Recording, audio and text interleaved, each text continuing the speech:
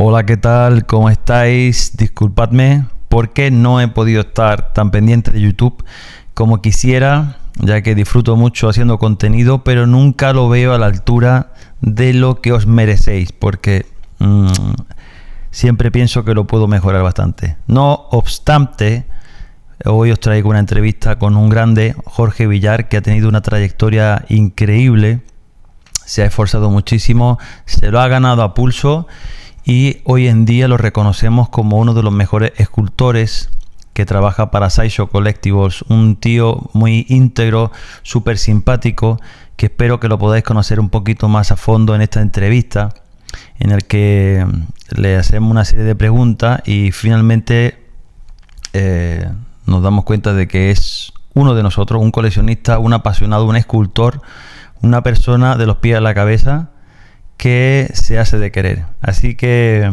no me enrollo más, espero poderos traer más entrevistas próximamente, más contenido, si el tiempo me lo permite. Muchas gracias por estar ahí, apoyar el canal y dejar los comentarios tanto a mí como a Jorge que queráis consultar, que los vamos a leer sin duda alguna. Un abrazo y nos vemos.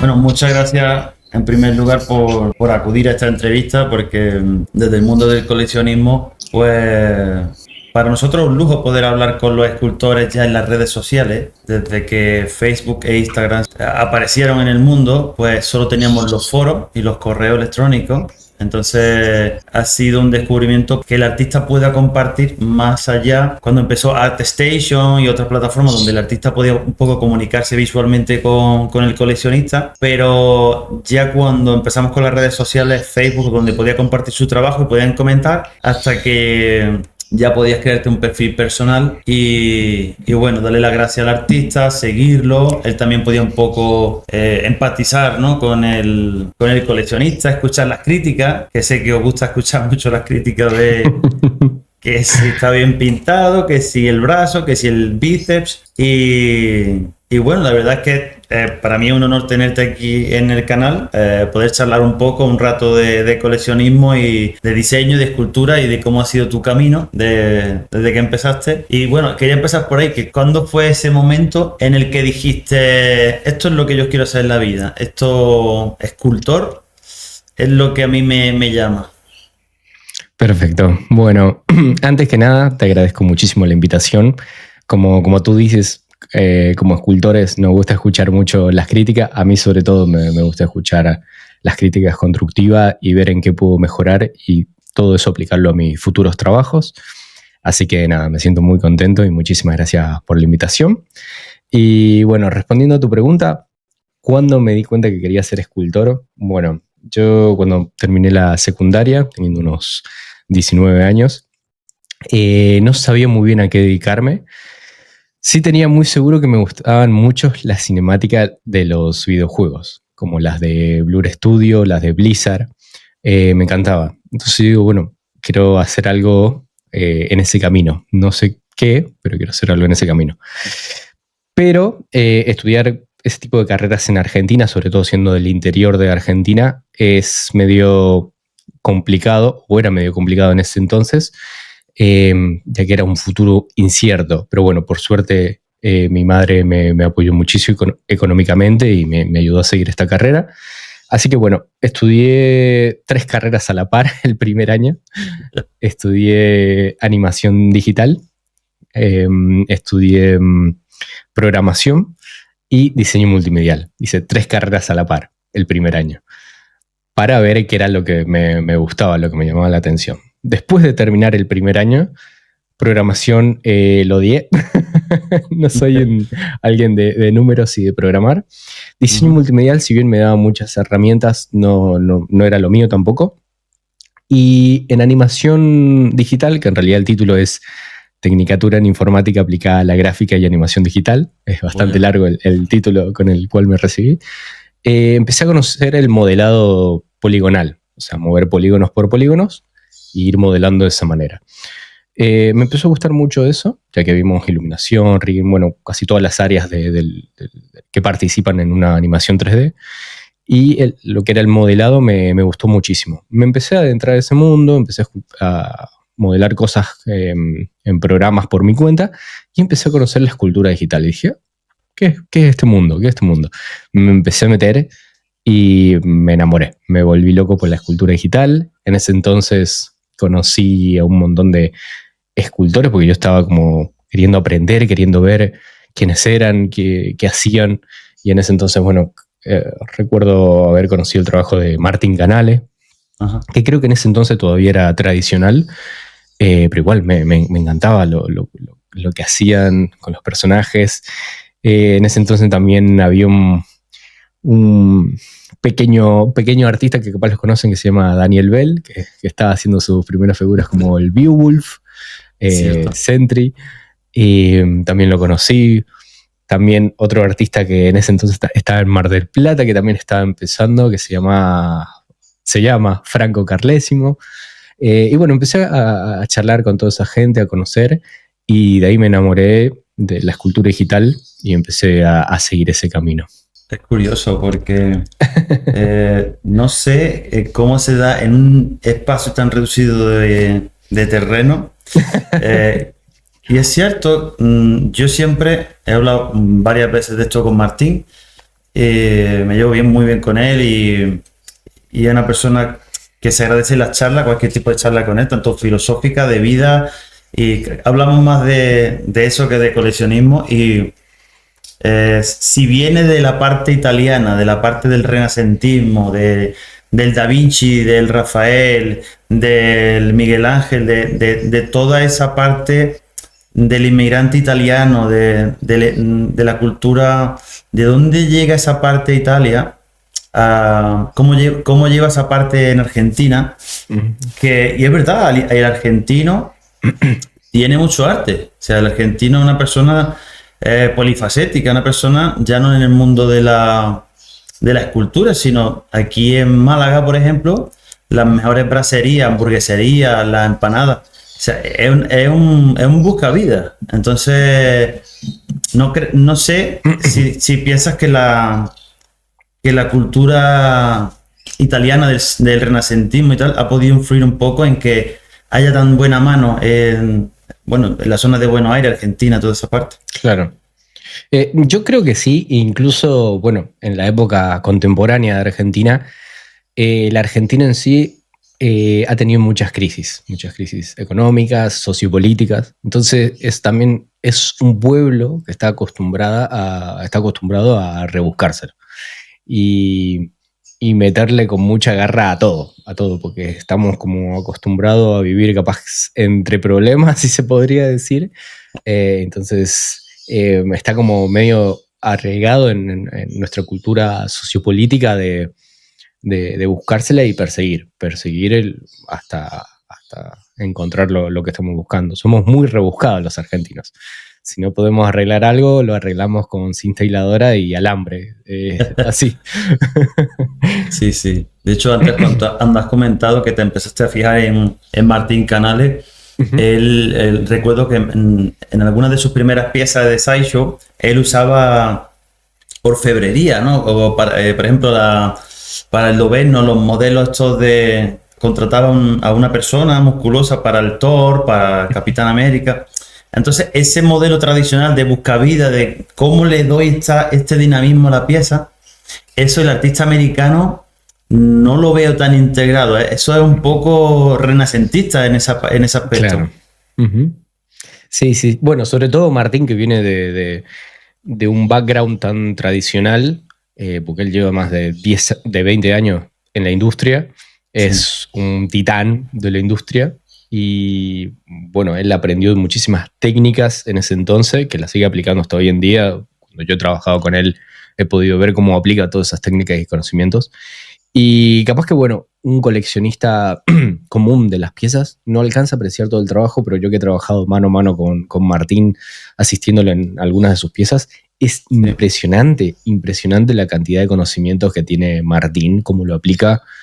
Por ejemplo, sin ir más lejos, cuando me tocó asistirlo en el Constantine en algunas tareas, pude apreciar cómo fue la construcción del personaje, por qué eligió ese tipo de cara, ese portrait que está evocando, por qué lo evoca, toda una construcción por cada decisión que tomó en esa pieza.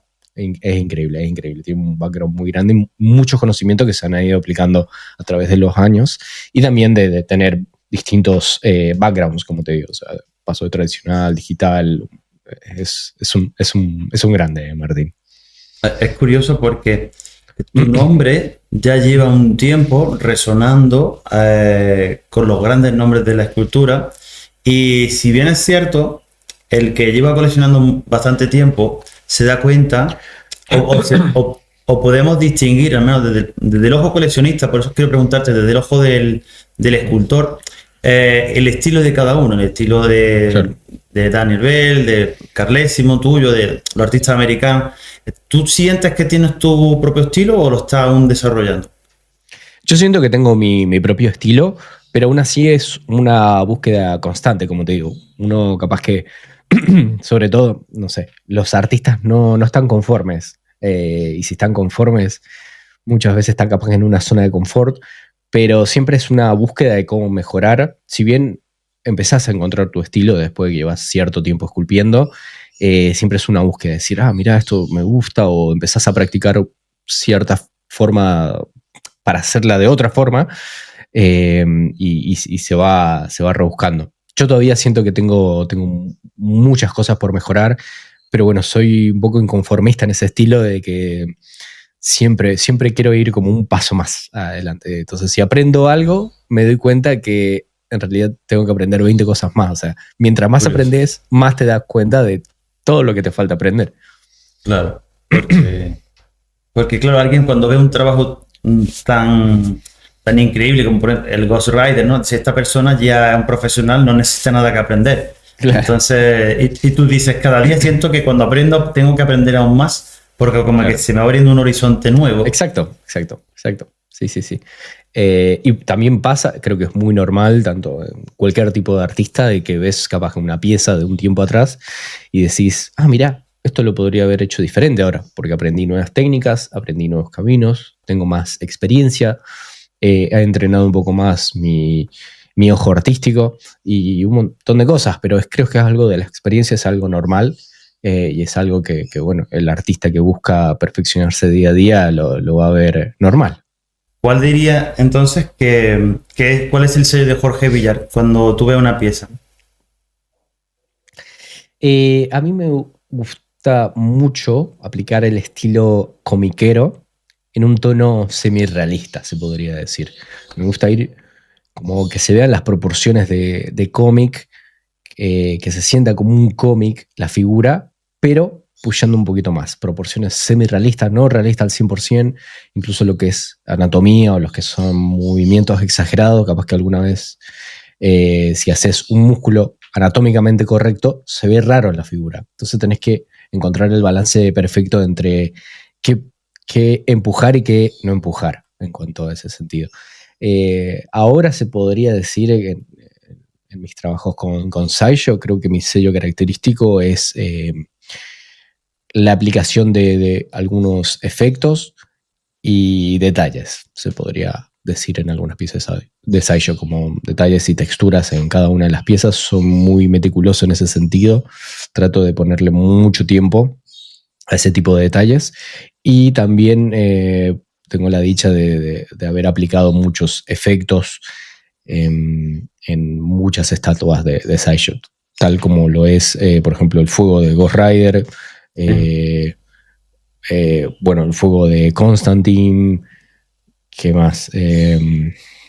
No sé, tenemos, por ejemplo, la pieza también de Martín Canale, donde trabajé las burbujas, la pieza de Cat Bane, donde pude hacer toda la base y el humo de la base, todo ese tipo de efectos también tengo la dicha. Y bueno, yendo al caso más cercano, que es el Dark Nihilus, esculpido por los Kucharek Brothers, en el cual pude hacer también los rayos de Sith.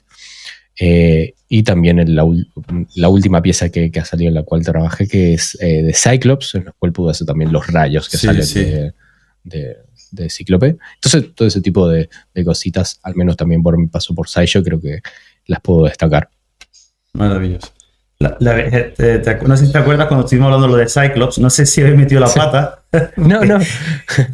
Porque Pensé como vi la que, base. claro, no, pensé que había salido el nombre de todos los artistas porque yo estaba buscando quién había sido el escultor principal de esa pieza, ya que, bueno, muchas veces en SciShow, no sé, capaz que algún artista termina una pieza y a los 2 meses hay que, o capaz que cambiar algo rápido o agregarle algo.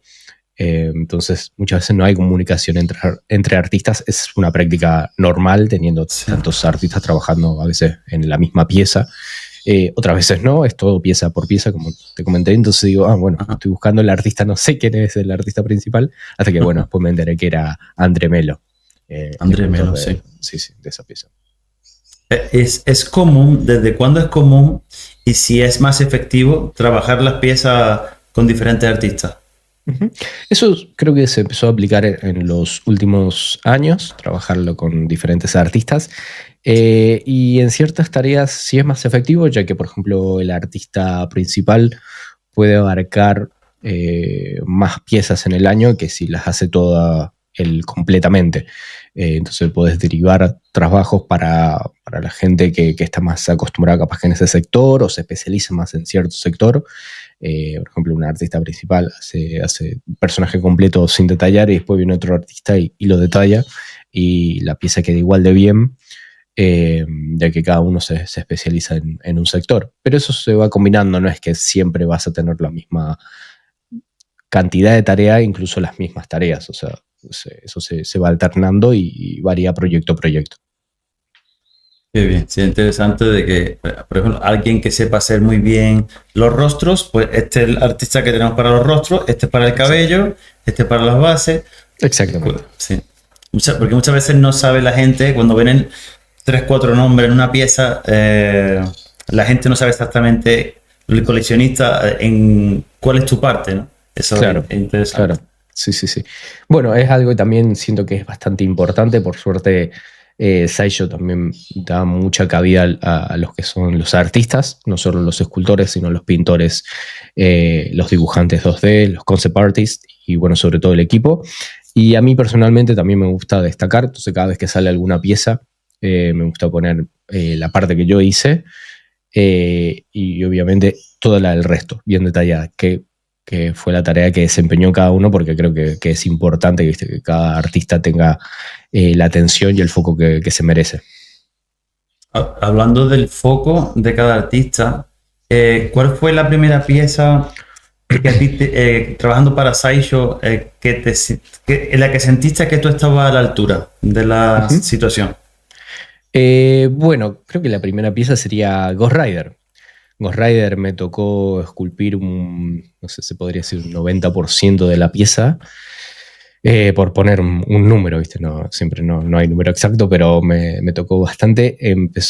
Fue diseñada y las formas primarias fueron esculpidas por Matt Mullen. Sí.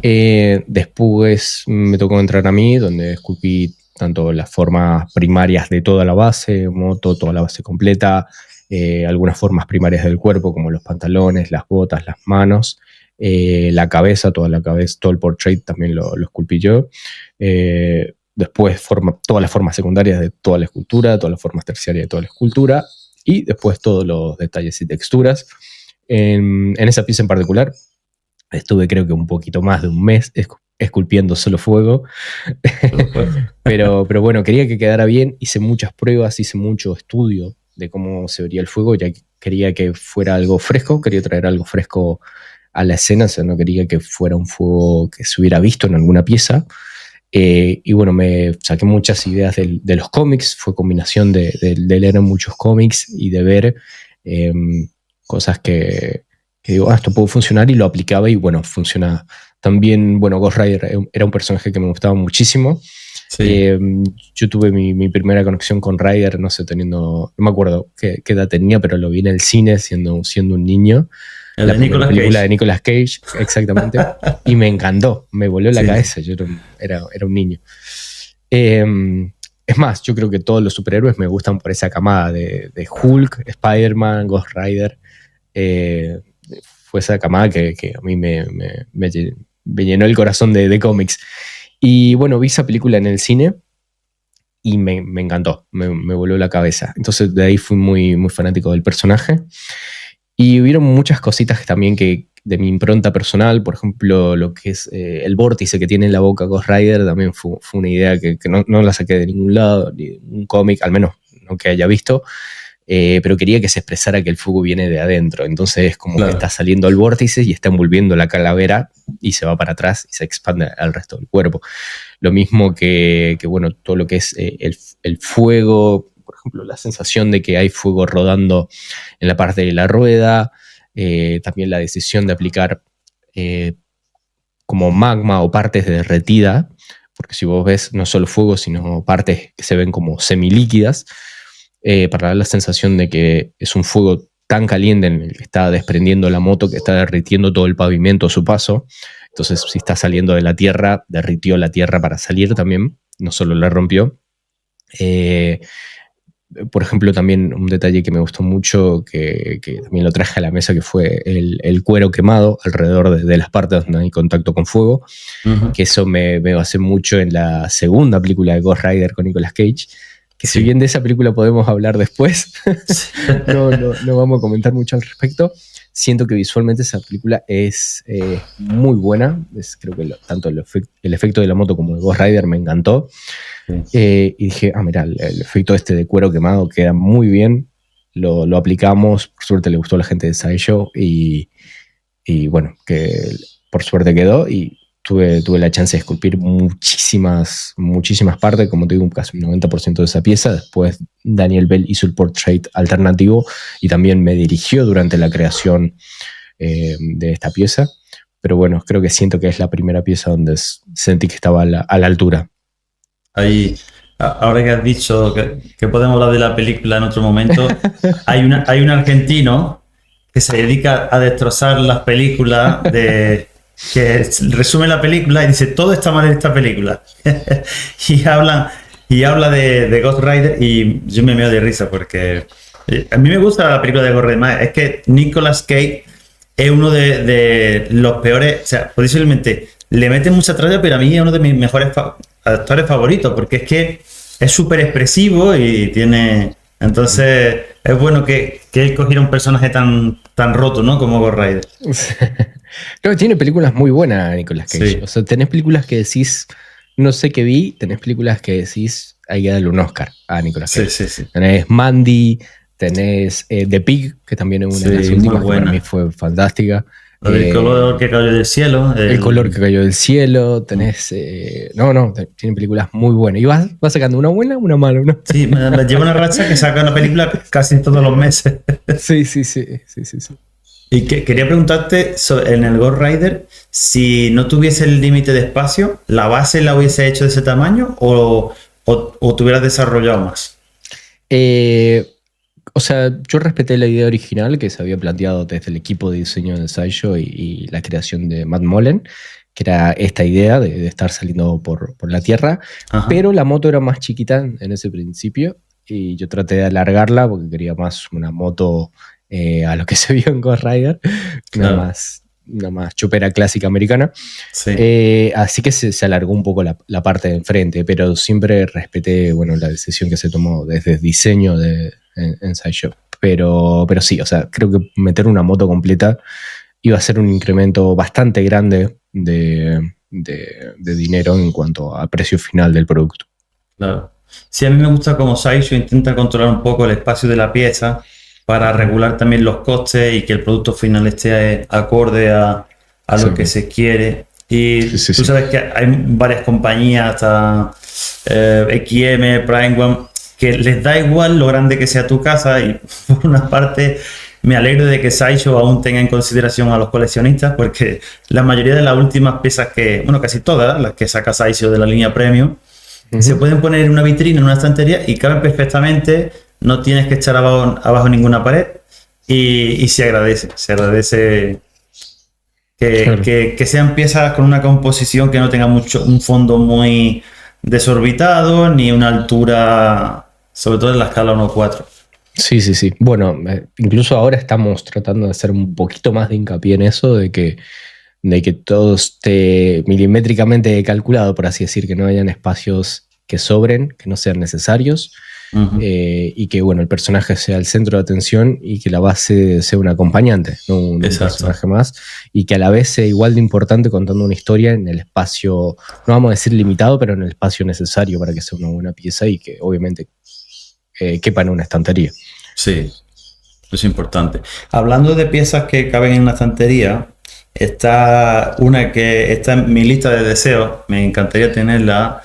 En algún momento, es el Batman contra el Joker, The Eternal Enemies, donde tú estuviste trabajando en la base, ¿no? Exactamente, sí, estuve trabajando en toda la base, bajo la dirección de Martín y también de Dani. Estuve también haciendo algunos elementos del Joker, si no me equivoco, que son las cartas. Y algunos elementos que también están en Batman, que es el fuego de la capa, y también las cartas que están clavadas en Batman. Y además, bueno, como dijiste, toda la base. ¿Cuál ha sido, de las piezas que has esculpido en los últimos años, cuál ha sido la que más te ha divertido? La que has dicho, me lo he pasado bien haciendo esto. Y bueno, sin ir más lejos, tendría que pensarlo bien porque cada estatua también es divertido para mí. Pero bueno, en la estatua de Batman versus Joker, la pasamos muy bien, la verdad. ¿Sí? Somos tres amigos que estábamos trabajando en la misma pieza. Por suerte nuestras ideas se alinearon muchísimo, no había ningún tipo de encontronazo con ideas, porque la verdad era todo alineado, todo íbamos para el mismo lado. Qué bien. Nada, hablamos por WhatsApp, nos pasamos updates por WhatsApp y la verdad fue muy llevadero, la pasamos muy bien. Fue una pieza que me exigió mucho porque nada, tenía que estar a la altura de dos gigantes, por más que no trabajara en un personaje, sino trabajara en la base, que es igual de importante. Es una de las bases más complejas que he hecho, tanto como en forma, como en composición, como en detalles. La verdad que tiene muchísimos detalles esa base, pero la pasé espectacular. Trabajé con no solo dos amigos, sino con dos grandes ídolos, y nada, para mí fue un sueño hecho realidad. Yo no me imaginaba hace, no sé, 5 o 10 años poder trabajar en un diorama junto a Daniel Bell y Martín Canale. Claro. Y Claudito Abrán, que después se incorporó para crear el stand de los switch outs. Claro, es que estás presentando un producto estrella, más que una presentación que se le dio bastante bombo por parte de Sideshow, y tú dices que mi nombre esté entre esta gente que está arriba. Es que para nosotros, no sé si el público americano, el norteamericano o el británico lo ve de esta manera, pero al menos a nivel de aquí en España son los más grandes. Entonces, qué bueno poder celebrar eso, ¿no? Que presentar esa pieza, más que para mí es una maravilla, me encanta ese diorama, y formar parte de un proyecto, y más con gente con la que tú dices que te sientes tan a gusto, que puedes compartir las dudas por WhatsApp. Eso es un punto. Sí. Totalmente. La verdad que bueno, ya veníamos hablando y trabajando juntos desde hace un tiempo. Con Martín fue mi primera vez, pero bueno, con Dani ya veníamos trabajando hace un tiempo. Y bueno, la verdad me sentí súper a gusto trabajando en esa pieza, me sentí muy contento. Fueron respetuosos todo el tiempo conmigo, de mi trabajo, me dieron mucho respeto y eso lo respeto. Pero bueno, la verdad la pasé muy bien y nada, y espero tener una oportunidad similar en el futuro, porque la verdad estuvo muy bueno, y trabajar junto a esos titanes de la industria es un sueño hecho realidad. Qué bien, qué bien. En la figura de Darth Nihilus de Star Wars, ahí la textura y la estética son bastante clave, ¿no? ¿Cómo manejas ese equilibrio? O sea, ¿en qué parte estuviste tú ahí? Yo en esa estatua solo trabajé en los rayos de la versión exclusiva, de la estatua exclusiva. Solo trabajé en ese sector, fue una tarea bastante chiquita, y bueno, todo lo demás fue esculpido por Kucharek Brothers. Kucharek, sí. que llevan bastante tiempo, lo escucharé, sí. Desde el principio casi. Sí, también. Son unos titanes y esculpen muy, muy bien. Por ejemplo, lo que es tela me encanta. Me encanta, la verdad, tienen, creo que unas de las mejores telas en la industria, se podría decir. Sí. ¿Ves? Cada uno, no hay ningún artista que sea un rey en todo, ¿no? O sea, siempre tiene alguien que dice, oye, hay que ver cómo le salen las caras a este artista, o las telas, o el fuego, ¿no? Por así decirlo. Sí. ¿Cuál es tu trabajo de escultura favorito de otro artista? Que tú digas, no he visto una cosa igual. En el mundo del coleccionismo, no vamos a ir a las catedrales, pero en el mundo del coleccionismo, ¿cuál sería la pieza que tú dices, aquí este hombre se sacó? Y bueno, como podrás ver acá atrás, me gusta mucho el trabajo de Daniel Bell, sobre todo estas dos piezas de Thor y Hulk, fueron una de las piezas que también me ayudaron a seguir en el mundo del coleccionismo. Si bien yo creo que estaba ya empezando a estudiar, cuando vi esas piezas dije, no, yo quiero hacer esto, la verdad, me encanta. Creo que el despliegue tanto de composición como de anatomía en esas piezas es algo que en su momento no se ha visto, en su momento no se vio y todavía incluso es difícil verlo y encontrarlo, porque bueno, la verdad que Daniel Bell es un maestro. Y también Martín Canale, Martín me encanta, tengo acá el Batman, justo ahí se alcanza. Ah, sí, lo veo. Sí, ese quería conseguirme el Venom, todavía no me lo consigo, pero nada, siento que también el despliegue de anatomía que tiene Martín, sobre todo en personajes grotescos, grandes, es algo que me gusta muchísimo y tiene un estilo muy comiquero que también se ve muy lindo en las piezas de cómic. Claro, se exprimen, cuando un artista se exprime al máximo, salen cosas así, poses súper extremas como el Thor, ¿no? El Thor que está con el brazo extendido, como la medida del bíceps, del pecho, son cosas que cuando pone la imaginación al máximo, pues dice, puedo conseguir cosas de este estilo. Hay una pieza, que el Spider-Man, tú estuviste trabajando en el último Spider-Man, creo que fue en el Premium Format. Sí. ¿Ahí qué es lo que estuviste desarrollando? Bueno, con Dani trabajé en 2 Spider-Man. La primera pieza que trabajé para Sideshow fue el Spider-Man Premium Format, que trabajé en toda la base en perspectiva que bueno, tuvo una opinión dividida entre fanáticos. A algunos les gustaba, a otros no les gustaba, pero bueno, la idea de la línea es que tuviera ese tipo de bases. O sea, son 3 personajes que van a la par con bases similares. Entonces, bueno, la idea era hacer una base de ese estilo. Así que nada, fue mi primer trabajo con Sideshow. La verdad que fue un desafío, porque nunca había hecho ese tipo de perspectiva forzada. Y bueno, poder aplicarlo, llevó mucho tiempo de ver cuál era la decisión correcta de cómo aplicarlo. Y después trabajamos en Spider-Man Noir, también con Daniel Bell, que hizo todo el personaje, planteó la composición, todo, y bueno, trabajé en lo que eran las formas de la base, o sea, que es como el pedazo de edificio que está roto, bueno, lo trabajé todo yo. Las texturas finales fueron aplicadas por Dani, pero bueno, todo lo que son las formas primarias hasta la terciaria las trabajé yo. Bien. Claro, ahí tienes que tomar muchas referencias de los cómics, ¿no? De viñetas, te tienes que inspirar un poco, ¿no? Claro, sí, también teníamos que ver qué tipo de edificio usar.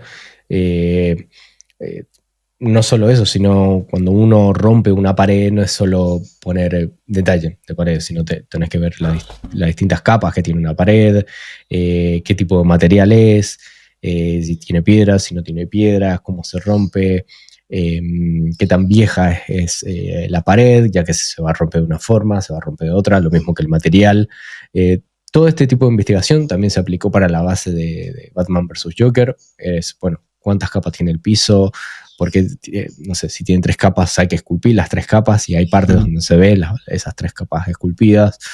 Qué tipo de material, cómo se rompe, si se rompe, cómo saltan los pedazos, dónde se acumulan debris, dónde no. Entonces, toda una investigación, claro, no es poner detalle en el primer lugar.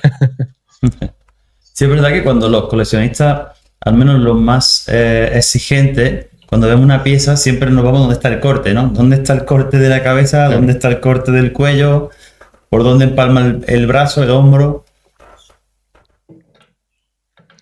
En el diorama de Coloso contra Juggernaut, ahí también estuviste envuelto, ¿no? No sé si estuvo con desafío.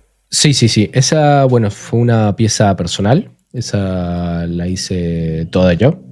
Sí. Me llevó unos, creo que 7 meses.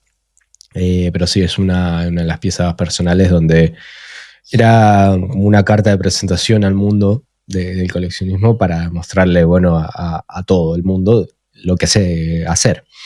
Así que, nada, pasé mucho tiempo esculpiendo esa pieza. Le tengo muchísimo cariño. Ya traeré algunas de las copias porque, bueno, es una pieza muy grande además. Sí. Pero sí, fue un proyecto personal, fue uno de los desafíos más grandes que he tenido que enfrentar. Pero bueno, también quería enfrentarlo para no solo demostrarle a todo el mundo lo que traía a la mesa, sino demostrármelo a mí mismo. Claro, la anatomía, el desafío, la postura súper exigente, ¿no? Sí. Para decir, mira, yo puedo llegar hasta aquí y esto es como mi portafolio, ¿no? Exactamente. Sí. Sí, sí. Y bueno, y por suerte, esa misma pieza me abrió muchas puertas al mundo del coleccionismo. Así que estoy agradecido de, bueno, todo lo que vino por esa pieza. ¿Esa pieza puede ser la que te sientes más orgulloso o hay alguna que tú digas? Sí, yo creo que esa y, bueno, Ghost Rider. Creo que, Sí. que están compartiendo ahí el puesto número 1. Sí, te dieron mucha alegría. Sí.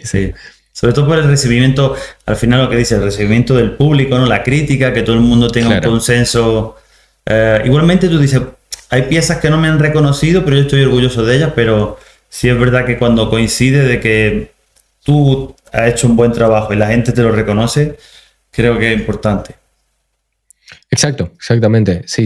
A veces, bueno, o sea, si bien no hay que sentirse como o buscar la aprobación constante del público, porque bueno, el público a veces puede no tener la razón, es algo importante y también es un motor, es un combustible que te sigue dando ganas de seguir avanzando y esculpiendo. Obviamente siempre va a haber alguna crítica o incluso algún trabajo donde mucha gente no esté o de acuerdo o no le guste. Pero bueno, obviamente todo tipo de crítica se toma para mejorar y ser aplicada en el futuro. Yo por mi parte, o sea, no estoy buscando como la aprobación constante, sino trato de traer o hacer lo que yo creo que es correcto o se ve mejor, y de ahí, bueno, ir analizando de acuerdo a la experiencia que voy ganando y lo que voy aprendiendo en el camino. Bárbaro. Muy bien. Cuando hablas de desafío, ¿has tenido alguna vez un bloqueo y se tiene algún tipo de truco o algún tipo de técnica que tú digas, con esto, cuando estoy bloqueado o cuando no consigo pasar algo, ¿tiene alguna una especie de técnica que cuando te enfrentas a algún tipo de problema en el diseño? Sí, usualmente suelo tomarme un tiempo fuera de la pieza, o sea, o trabajar en otra pieza o hacer algo diferente, ya sea ir a correr, ir a entrenar, jugar videojuegos, algo diferente que te despeje y después volver a la pieza o incluso dejar pasar un par de días. Esa es una técnica, pero bueno, usualmente no es que suelo como dejar las piezas, sino como que sigo trabajando. Es como la frase esta que dice que la inspiración te agarre mientras estás trabajando, porque nada, creo que es lo correcto. Y nada, yo soy una persona nocturna, así que muchas veces mi inspiración llega tipo 2 de la mañana. Yo suelo trabajar como hasta las 5 de la mañana, tipo 5 o 6 de la mañana suele ser mi horario de trabajo. Y muchas veces en la noche estoy muy concentrado, siento que no hay distracción, entonces mi mente se enfoca y capaz que tipo 1 o 2 de la mañana estoy en mi pico de creatividad. Así que sí, suelo no tengo ningún truco en particular, sino que trato de ser como constante y no es que capaz que tengo un pico muy bueno y después uno muy malo, sino trato de que ser constante. Entonces ningún día es muy muy bueno y ningún día es muy muy malo. Sí, pero es curioso, hay gente que tiene ese momento de de lucidez a las 2 a las 3 de la mañana porque tienen el ciclo circadiano, ¿no? Del ciclo natural de su cuerpo, pues se activa por la noche y dice, bueno, si es que por aquí es cuando más desarrollo, ¿no? ¿Por qué no aprovecharlo? Se convierte en una especie de vampiro, pero bueno. En un búho. En un búho antisocial. Y quería preguntarte, cuando empiezas, el primer día cuando te entregan un proyecto, ¿tiene algún tipo de rutina especial como mentalizándote de, si si has terminado un proyecto, sueles coger otro y cuando está empezando, no sé, ¿tiene algún tipo de rutina de música, de hacer algún tipo de boceto, de escribir a mano o hacer un boceto a mano? Bien, sí, en realidad ahí lo que hago es lo que yo llamo preproducción en mi sector, que es buscar referencias. De lo que me toque, trato de buscar, no sé, todas las referencias posibles y me suelo armar un archivo con todas esas referencias. No sé, puedo capaz de tener 50 imágenes o tener 1000 imágenes. Ese archivo puede variar dependiendo del proyecto y la tarea que me toquen. Y también me armo como un listado de las tareas que tengo que hacer y las voy subdividiendo. Por ejemplo, no sé, tengo que hacer la armadura. Perfecto. De la armadura, ¿cuántas partes tenemos de la armadura? Bueno, tenemos la pechera, tenemos los brazos, tenemos las piernas. Perfecto, son 3 partes. De esas 3 partes, ¿cuántas tareas tengo que hacer en cada una? Y las voy subdividiendo, entonces tengo me armo como un árbol de tareas. Entonces eso me permite ir tachando tareas, que también le ayuda al cerebro para darte una señal de que estás avanzando, que estás haciendo algo. Y también me organiza, pero sí suelo tomarme 1 o 2 días de una preproducción de proyecto, organización de archivos, se podría decir. Claro, eso ayuda a estructurar un poco la motivación y cómo ambientarte dentro de todo el proceso. Claro, claro. Además te da una idea bastante cercana de cuánto te vas a tardar, cuánto te puede llevar. Si, por ejemplo, hay una tarea que te dice, mira, esto lo tenemos que tener en una semana y vos subdividís todas las tareas y, o sea, se puede hacer trabajando bastante, pero, mira, está esto, son más de una semana, entonces, si vos necesitas más días, se lo puedes plantear hasta ello. A mí me pasa muchas veces que me han dado algo y me han dicho, bueno, mira, esto sería lo ideal, capaz de tenerlo tanta fecha, y le digo, sí, se puede, pero mira que hay que hacer esto, capaz que esto otro y demás. Y me han dicho, sí, tenés razón, o sea, tómate los días necesarios. Nunca ha habido ningún inconveniente con Session en ese problema, con ese tipo de problemas. La verdad que siempre entienden perfecto. Y nada, o sea, la verdad ha sido siempre un visto bueno para mí, porque no me han dicho nada. Las veces que he necesitado más tiempo por cierta cosa, o sea, siempre le he presentado obviamente con evidencia física e imágenes por qué se tardaba más tiempo o si había que hacer algo extra, y me han dicho, sí, está bien, perfecto, seguí para adelante. Así que agradezco mucho eso. Eso está muy bien, que te den libertad creativa y tiempo para que te sientas un poco, que sean flexibles con eso. Es una señal, ¿no?, de que confían en tu trabajo y que dicen, bueno, aquí estamos en buenas manos. Eso, no sé si conoces al artista de cómic Claudio Castellini. Claudio Castellini. No me suena, pero seguramente he visto su trabajo. Conozco muchísima gente, pero sin el nombre. Es un ilustrador de Marvel. Lleva trabajando como unos 40 años con Marvel.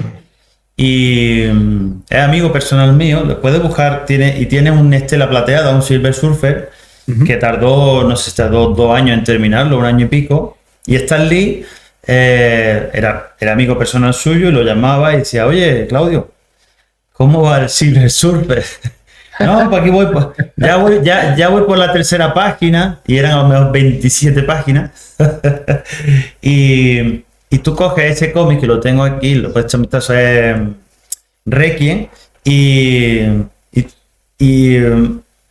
es como si abres el Absolute Kingdom Come de Alex Ross. O sea, es su estilo propio, pero es como la Capilla Sixtina de los cómics. Es una maravilla. Entonces está bien que pase eso en las empresas, que Sideshow te dé una libertad y un tiempo y una flexibilidad, porque digan, yo confío en este tipo, porque sé que si no le presiono mucho, me puede dar buenos resultados. Claro, sí, o sea, si vienen como que siempre hay que respetar un tiempo entendible. O sea, en las esculturas, por ejemplo, no es que estoy yo solo produciendo una pieza, sino que hay, no sé, 200 personas atrás de esa pieza. Hay muchos deadlines después de que yo termino la pieza, tanto en pintura como en producción. Entonces también hay un equipo que depende de mi trabajo. No va a variar mucho si se agrega 1 o 2 semanas. O sea, capaz que si, por ejemplo, el tiempo estándar que tenemos para trabajar en una pieza son de 3 meses aproximadamente, más, menos. Ponerle que se agreguen 2, 3 semanas más, no va a haber un gran impacto en el tiempo de producción a que se agregue capaz que 8 meses, que ese sí sería un impacto bastante grande en producción. Pero siempre suele ser capaz que 1 semana más, 1 semana y media más, en ciertas tareas, obviamente, no estoy hablando en todos los proyectos, y eso no afecta a producción y bueno, es un tiempo necesario que se toma para que la pieza quede como tiene que quedar. Querría preguntarte cuál es el superhéroe, personaje que aún no has esculpido y que te alegraría mucho que te pidiesen. Ay. Em, Diría Hulk, pero ya esculpí un Hulk, fue mi primera pieza personal. Pero bueno, si me toca esculpir un Hulk en Sideshow, voy a estar muy, muy feliz. Y también Thor. Thor me gusta muchísimo. Es un personaje que también es muy, muy grandote, es un tanque de Marvel. Sí. Y me gustan esos personajes tipo tanque. Eh, Así que también sería un personaje que me gustaría esculpir bastante. Creo que Eh, sí. Hulk y Thor.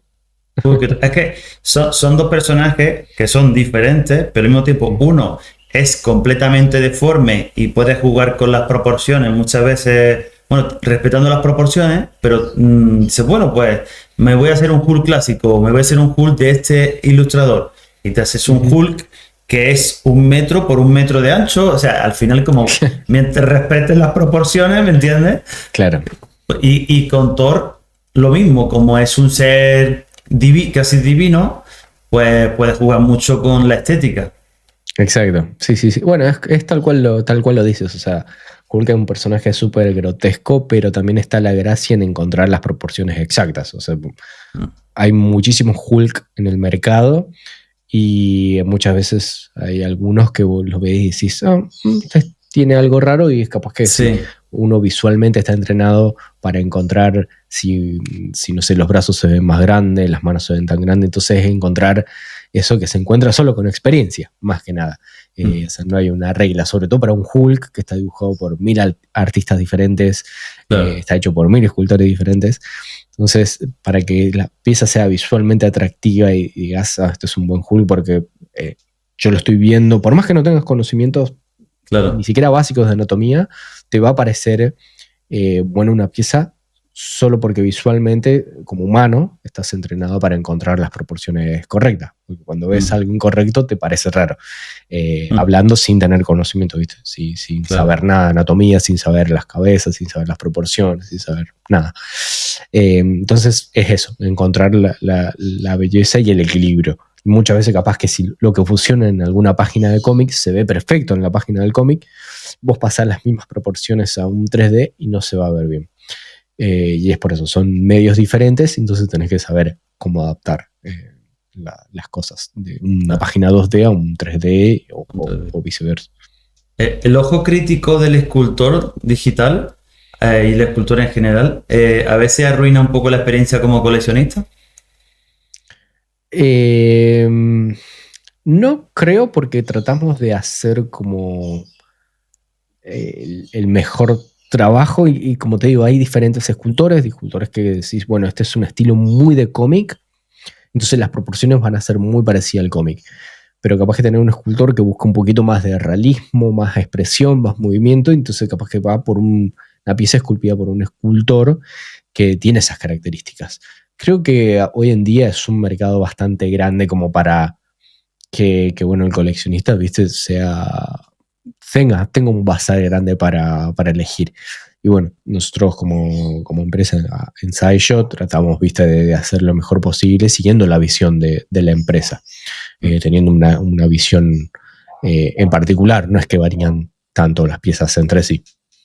El enfoque era un poco más, si tú como coleccionista, teniendo un ojo crítico, dices, bueno, me gusta esta pieza, o sea, ¿crees que la sobreanalizas mucho más al ser artista? O sea, por ejemplo, te gusta Hulk, o sea, te gusta Hulk, te quieres comprar una figura de Hulk para completar una línea tal, pero sabes que tu ojo crítico la va a destrozar por todas partes antes de comprarla.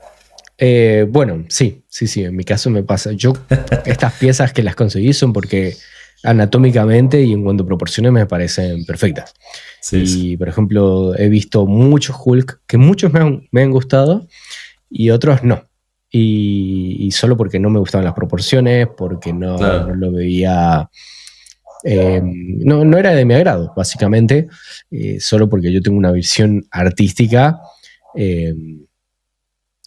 particular. Entonces voy con piezas que están alineadas a mi visión artística. Por ejemplo, también acá tengo el Bane de Dani, sí, que también siento que la anatomía está muy bien hecha, tanto la base, las proporciones. Entonces voy con piezas que más que nada me gustan y sean de un agrado visual. Y, por ejemplo, no hace falta que sea como anatomía en sí, sino, por ejemplo, me gusta mucho lo que es el Iron Man, el Hulkbuster de XM, sí. Que es gigante, tiene un par de años esa pieza.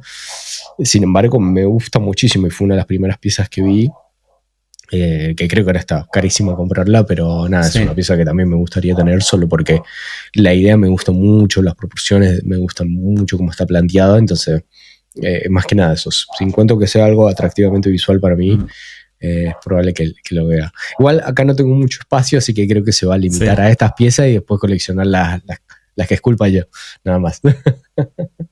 Sí, no, eso al final, el coleccionista, el problema que tiene es que como sea pasional, al final el espacio te come, pero bueno, poco a poco.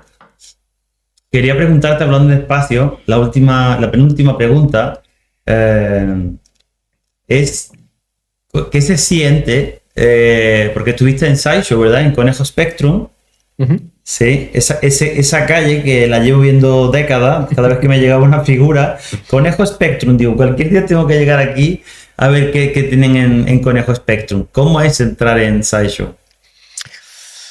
Uf, qué pregunta. Nada, cuando entré fue una avalancha de sensaciones. Fue felicidad, me sentía como un niño en una tienda de dulces. Sentía orgullo, sentía que en cierta forma lo había logrado mis metas, mis sueños, al menos una de mis metas y mis sueños.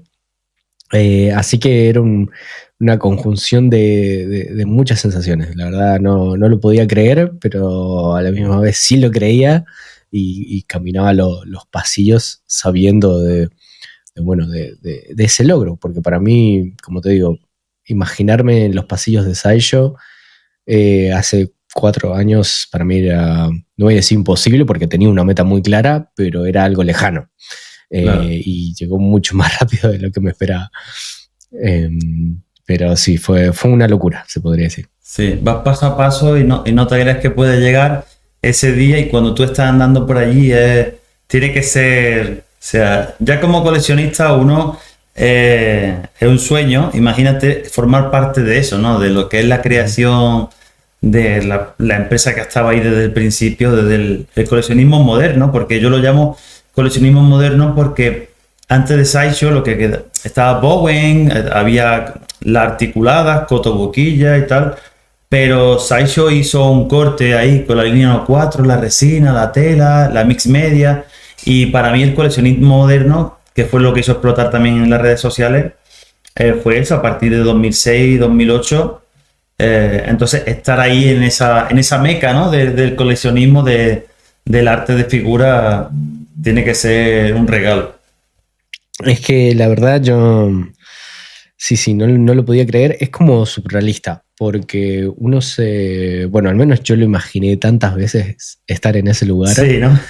que después cuando estaba en ese lugar era como medio surrealista, es como, lo estoy imaginando o lo estoy viviendo. Eh, pero no, la verdad que fue increíble, es algo que nunca lo voy a olvidar. Eh, Justo también venía de una época media difícil mentalmente porque había perdido a mi perrita de 18 años, que me acompañó Vale. toda una vida básicamente, y yo estaba muy apegada a esa perrita porque era más que una compañía para mí. Y no sé, creo que al mes viajé, entonces era como todo muy a flor de piel, tanto las cosas buenas como las cosas malas. Y nada, creo que estaban todos los sentimientos efervecidos en ese Claro. momento. ¿Cómo se llamaba la perrita? Chiquita.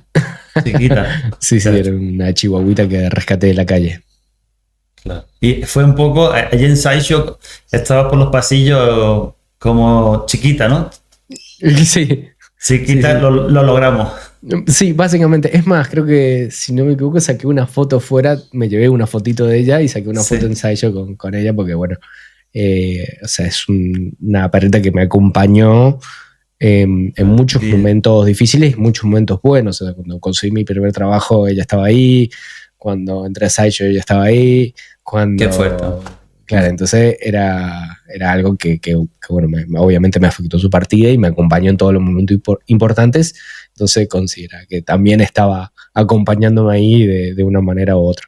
Sí, sí, es un recuerdo súper bonito, ¿eh? Yo pienso que es hermoso, o sea, de que toda esa trayectoria al final, bueno, ya sabemos que los perros y los gatos, por desgracia, no duran tanto como los humanos, Sí. pero es bonito que hayas tenido esos momentos y lo hayas podido compartir. Que hablando de compartir, esta última pregunta, que para mí no es menos importante, a todos esos artistas que están empezando ahora, esos jóvenes que quieren ser algún día escultores digitales, ¿Mm? ¿cuál es, según tu experiencia, cuál es el mejor consejo que les puedes dar?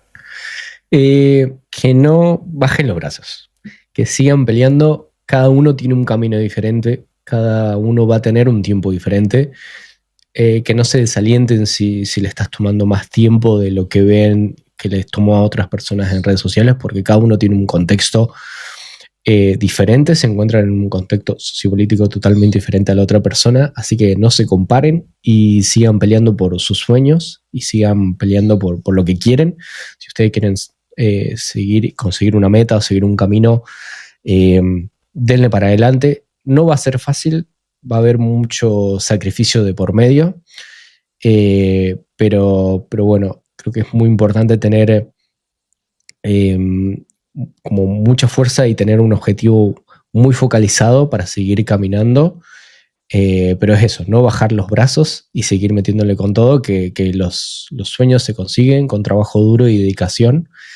Y para mí no hay imposibles, sino que te llevará un poco más tiempo de lo necesario, pero todo llega con mucho esfuerzo y dedicación. Pedazo de mensaje. Tendrías que hacerte coach motivacional, así, para dar discurso. Te ha quedado de puta madre. Sí, sí. Pero me alegra. Pues no, sí, se ve que has tenido una trayectoria en la que has visto altibajos y la verdad que ha sido un honor tenerte aquí. Muchísimas gracias por la entrevista. Sobre todo, te deseo que la trayectoria siga y siga creciendo y te dé muchísima alegría porque te lo mereces, porque se nota que has pasado por mucho y que estás disfrutando. Ahora sí disfruta un poco más el día a día, ¿no? Sí, sí, sí, sí, la verdad que bueno, es un trabajo donde se disfruta mucho, uno está en el calor de su casa trabajando, por suerte yo cuando trabajo suelo hacerlo viendo alguna película o escuchando música. Tengo otro monitor acá al lado donde pongo película o pongo música y trabajo con eso. Entonces, si bien es estar sentado cansa, no tiene un impacto de tener un trabajo de 8 horas bajo el sol. Entonces uno tiene que también estar agradecido por ese tipo de oportunidades, de que, no sé, hay gente que tiene, la verdad, trabajos muy, muy sacrificados. No digo que este no lo sea, pero digo que es otro tipo de impacto. Y bueno, tengo la dicha de poder estar trabajando en mi casa, con un techo, con calorcito. Así que la verdad la paso muy bien. Me tocan trabajos muy lindos. Estoy muy contento del equipo que se ha formado, de las personas que me rodean, tanto en el trabajo como en mi vida personal. Qué bien. Así que nada, trato de estar agradecido siempre de la vida y las oportunidades que se me dan. O sea, uno tiene salud, tiene trabajo y tiene techo, y creo que eso es más que suficiente como para estar agradecido. Y uno capaz que a veces se preocupa por las cosas que no ha conseguido, tiene que conseguir, Sí. o lo que no se ha comprado y tiene que comprarse. Y Sí, la verdad sí, que sí. no tenemos la vida asegurada ni el futuro asegurado, y capaz que un día estamos y el otro no. Entonces creo que hay que estar agradecido con lo que tenemos en el momento, que es difícil a veces, obviamente. Es difícil porque a veces uno no lo puede ver, o le cuesta ver, o tiene alguna pérdida o algo que te ciega un poco de eso, pero bueno, la verdad hay que estar agradecido. Sí, sí. Jorge, motivación a tope, mensaje profundo. Es para mí la motivación. Tienes que montar tienes que montar un podcast. No, además creo que una de las cosas es eso, lo que te has dicho. La vida no son cosas, son momentos, y los momentos no se pueden comprar, los tienes que atesorar. La trayectoria que tú tienes, se dice muchas veces, no es fácil, es prácticamente muchas veces imposible, de que cuando tú tienes un trayecto del punto A al punto B, tienes que disfrutar el trayecto, porque si no disfrutas el trayecto vas a llegar al punto B roto, y cuando haya llegado al punto B no te va a permitir el lujo de disfrutarlo como si tuviese esa filosofía. Y creo que esto al final engloba todo, y se nota mucho cuando un artista está contento con lo que hace, sabe que va por el buen camino, y bueno, eso se refleja al final en el trabajo. Bueno, la verdad, te agradezco muchísimo. Es como tú dices, que uno capaz que piensa, no, cuando yo llegue a tal lugar, por ejemplo, capaz que si un artista que está empezando dice, no, yo si llego a Sideshow voy a ser feliz y toda mi vida va a estar solucionada. Sí. O no, yo si consigo este trabajo ya está, voy a ser feliz. Y muchas veces no es así. O sea, por más fuera de la parte monetaria o lo que sea, la felicidad creo que depende de otra cosa, y uno se tiene que... Es como decís, la felicidad está en el camino y no cuando llegás, porque si llegás y te das cuenta capaz que no es lo que buscabas, o termina siendo como un trabajo más, porque es un trabajo más, la vas a pasar mal y te vas a decepcionar a vos mismo por, no sé, esa realidad que te creaste al pensar que si llegabas a tan punto ibas a ser feliz. Que no digo que no sea el caso, pero digo que hay que tratar de disfrutar la construcción del camino más de la meta, porque es eso lo que te va a hacer feliz, más que nada. Sí, sí, bravo. Sí, la verdad es que no se puede añadir mucho más a eso, pero sí es verdad que se nota que has interiorizado mucho de tu camino, y la verdad que estás llegando a sitios que nos está dando mucha alegría a los coleccionistas, y se nota cuando alguien está brillando. Así que no hay nada mucho más que añadir. Sí, sí es verdad que a los que estáis viendo esta entrevista, mandadle un poco de cariño a Jorge en los comentarios, y bueno, Jorge os manda mucho cariño también, y sabe que estáis viendo sus piezas, que vais a estar ahí mirando las nuevas novedades que vayan saliendo. Y bueno, Jorge, de verdad que te deseo y te deseamos todos una larga trayectoria en los próximos años, y nos vemos por aquí. Nos vemos por aquí, y bueno, quiero también tomarme el tiempo de nuevamente agradecerte por esta cordial invitación, por el trato que me has dado, que la verdad lo aprecio muchísimo, me has dado muchísimo respeto, y también me has apoyado a mis piezas y a mi trabajo desde hace muchísimo tiempo, así que te lo agradezco. Siempre te has comunicado con muchísimo respeto, has compartido mi trabajo, así que para mí eso es muy importante, lo aprecio de corazón, y quiero tomarme el tiempo de agradecerte enormemente. Y bueno, agradecer también a la gente y a todos coleccionistas o escultores que lleguen a escuchar esto en algún momento. Y hay algo que a mí me servía mucho, es, por ejemplo, escuchar, no sé, algunas charlas de Dani, de Martín o de muchísimos otros escultores, que había capaz que cierto momento donde me daba como esa sensación de decir, quiero seguir esculpiendo, y te daba como esa fuerza como para seguir trabajando y seguir avanzando. Y si yo llego a lograr capaz que una pizca de lo que sentí en ese momento en otra persona, yo ya voy a estar contento. Así que nada, espero que le sigan metiendo para adelante con sus sueños y que no se desanimen por nada. Que muchas veces van a tener el mundo en contra, pero bueno, ustedes tienen que seguir remando. Bueno, pues muchísimas gracias por la entrevista y muchas más por los consejos, por la mentoría espiritual que creo que va a servir este vídeo en ambos casos. Lo podemos usar en los dos caminos. Bueno, pues sin nada más que añadir, muchas gracias a los que habéis visto el vídeo. Aquí tenéis Jorge, un pedazo de artista que sigue esculpiendo a nivel internacional las mejores piezas del mercado y esperemos ver qué es lo que se está cocinando para los próximos meses, que seguro que es interesante. Un abrazo y nos vemos.